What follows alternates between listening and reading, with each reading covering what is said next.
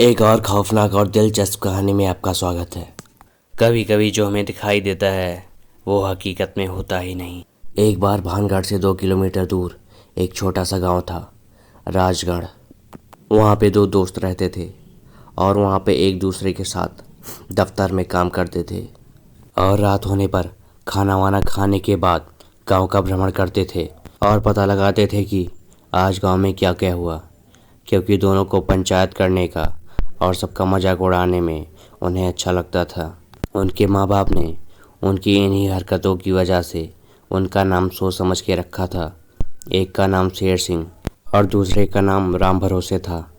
शेर सिंह अपने नाम के हिसाब से ना तो किसी से डरता और ना ही किसी की बात पर बिना देखे विश्वास करता, और राम भरोसे भगवान भरोसे विश्वास करता था।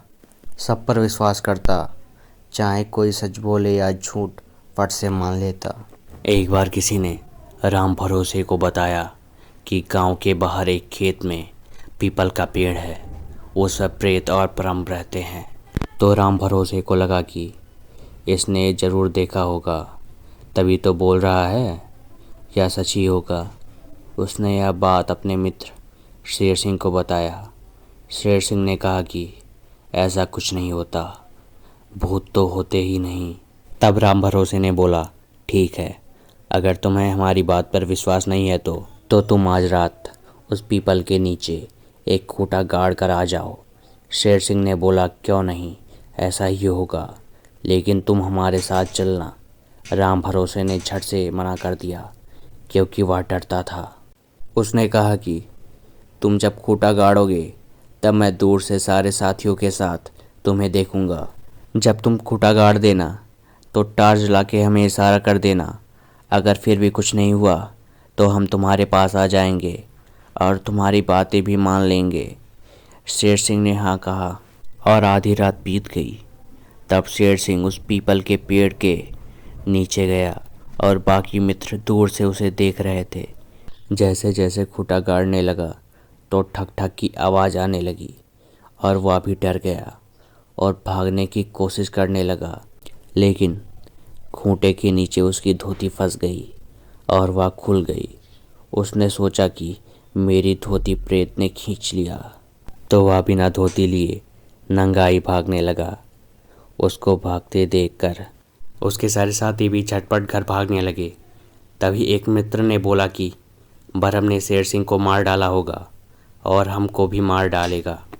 भागो जल्दी जल्दी।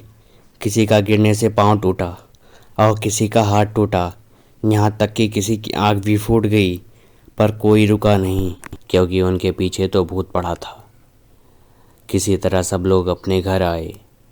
जब सुबह हुई तो सब लोगों ने सोचा कि चलो शेर सिंह के यहाँ उसके मरने की खबर दे आएं, नहीं तो उसके माता पिता सोचेंगे कि उसका बेटा कहीं भाग गया। जब सारे मित्र मिलकर उसके घर पहुँचे तब सबने देखा कि शेर सिंह के 2 दांत टूट गए थे, सिर पर काफ़ी गहरी चोट आई थी। सबको लगा कि बरहम ने इसको मारकर छोड़ दिया होगा, क्योंकि वह हम लोगों की तरफ जोर से दौड़ रहा था। सब लोगों ने यह घटना गांव वालों को बताई।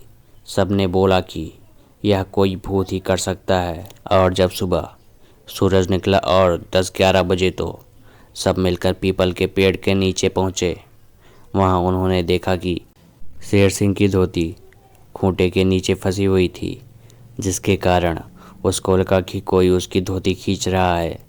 कुछ और दिखा तो नहीं, लेकिन शेर सिंह भी तभी से सबकी बातों पर विश्वास करने लगा और खूब डरने लगा।